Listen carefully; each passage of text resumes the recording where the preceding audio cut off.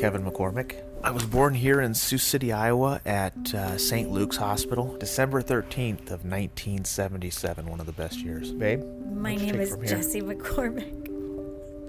I'm from Dubuque, Iowa. I was born on September 17th, 1976. I got out of policing just before COVID hit. I actually retired in November of 2019. I consider myself very fortunate to have gotten out of police work for a number of reasons. One of them had just to do with George Floyd's death.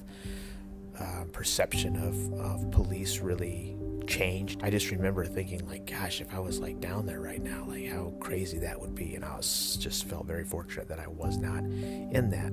My dad was in a nursing home, and my brother, who has Fragile X, and I could go home to Dubuque and visit them easily. Just a lot more able to be spontaneous socially with loved ones. I decided to throw my hat in the political arena and run for Woodbury County Supervisor. And that was a crazy campaign because during COVID, obviously people weren't door knocking, there were some people that were crazy enough to do it, but I wasn't going to do it just for fear that I would turn people off more than anything. So we had to take, and do things a little bit differently.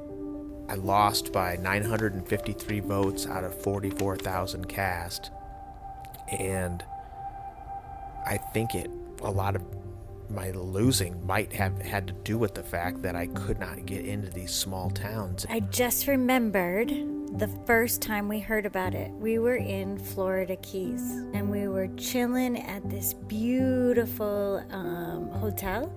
And the following weekend, we met my brother and his wife and stayed with my dad in his assisted living. And Ren had got a little fever and a cough, and COVID was all over the news. So this had been like the first week of March. We were there one night, got up early the next morning, and my sister-in-law, Lily, is a nurse, and remember we were sitting around like, what should we do? Like, if this is a real deal, we cannot be in assisted living with 150 people, 65 plus, and just not do anything. So we went home. We made McCormick for Supervisor masks out of different types of cloth. But yeah, very non-traditional. But what sparks a little bit more conversation is the controversy that came with whether or not you should wear a mask. And so I remember that we had a virtual, town hall. Yeah, it was like a town hall or a debate or something. And I remember looking at myself, and I was like, I wasn't in the mood that day. I remember I was just a little bit stressed out and just kind of wanted to not play politics for a minute. And they asked whether or not, each candidate, whether or not they supported wearing a mask or not.